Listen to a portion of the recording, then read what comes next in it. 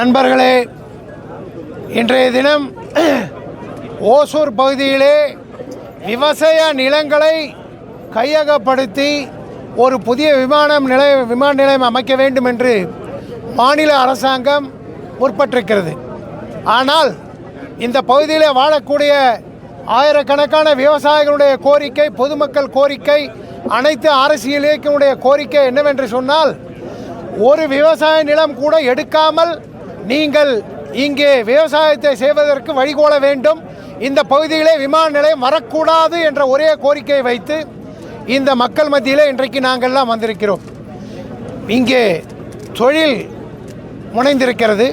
அதுபோலவே ஓசூர் பாகலூர் பகுதியில் இருக்கக்கூடிய விளைநில பொருட்கள், விவசாய பொருட்கள் அது பாதிக்கப்படக்கூடாது. அதற்காக இங்கே இருக்கின்ற நிலங்களை மாநில அரசாங்கம் டிட்கோவின் மூலமாக கையகப்படுத்துவதை உடனடியாக நிறுத்த வேண்டும். ஒரு ஏக்கர் நிலம் கூட இந்த பகுதியிலே இங்கே வரக்கூடிய விமான நிலையம் என்ற பெயருக்கு எடுக்கக்கூடாது.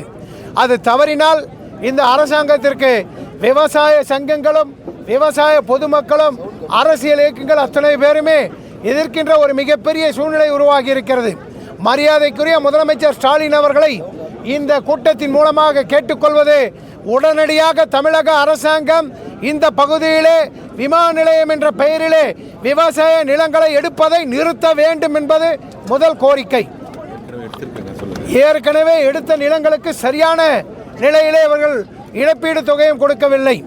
இங்கே எஸ்டிஆர்ஆர் சர்வீஸ் ரோடை மத்திய அரசாங்கம் 44 கிலோமீட்டருக்கு ஒரே நாளிலே கொடுத்தது. ஆனால் அந்த விவசாயிகளுக்கு நிலத்தை எடுத்துக்கொண்ட மாநில அரசாங்கம் இன்று வரை சரியான இழப்பீடு தொகை கொடுக்கப்படவில்லை. இங்கே லட்சங்களிலே பேசுகிறார்கள், அங்கே கோடியிலே பேசுகிறார்கள்.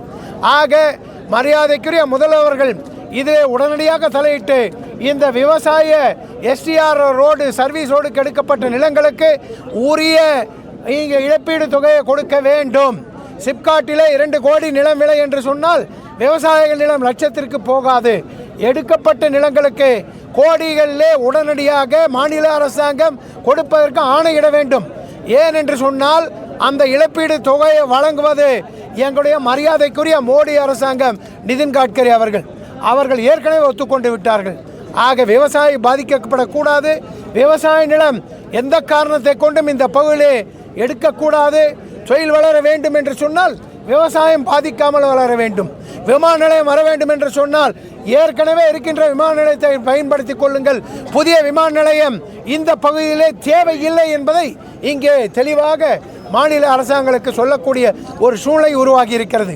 விரைவிலே இதற்காக ஒரு கமிட்டி அமைக்கப்பட்டு நாங்கள் அத்தனை பேரும் சென்று ஒரு முறை முதலமைச்சர்களை சந்திக்க காத்திருக்கிறோம். முதல்வர் இதற்கு விடை கொடுப்பார் என்று எண்ணுகிறோம். அப்படி கொடுக்கவில்லை என்று சொன்னால் இந்த தேர்தலுக்கு பிறகு புதியதாக தமிழ்நாட்டிலே அமையப் போகின்ற இந்த தேர்தலுக்கு பிறகு தமிழ்நாட்டிலே புதியதாக அமையப் போகின்ற அதிமுக பிஜேபி பிஎம்கே கூட்டணி அரசாங்கம் நிச்சயமாக முடிவெடுத்து இந்த விமான நிலையத்துக்கு முற்றுப்புள்ளி வைப்போம் என்ற உறுதியை நாங்கள் இங்கே சொல்கிறோம். ஆக எந்த காரணத்தை கொண்டும் விவசாய நிலம் இங்கே விமான நிலையத்திற்கு எடுக்கக்கூடாது.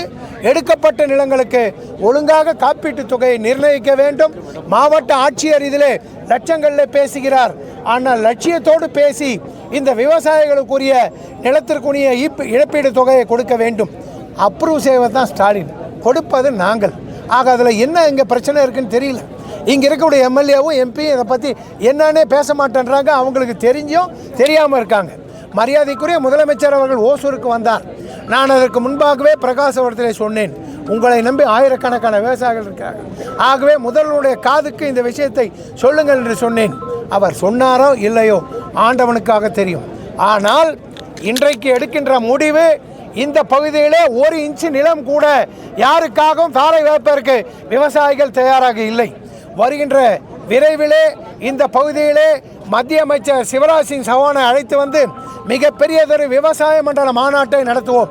அந்த மாநாட்டிலே இந்த ஓசூர் பாகலூர் பகுதி விவசாய ஏற்றுமதி மண்டலமாக அமைப்பதற்கு மத்திய அரசாங்கம் கொண்டு வரும் என்ற திட்டத்தையும் இங்கே அறிவிக்க இருக்கின்றோம்.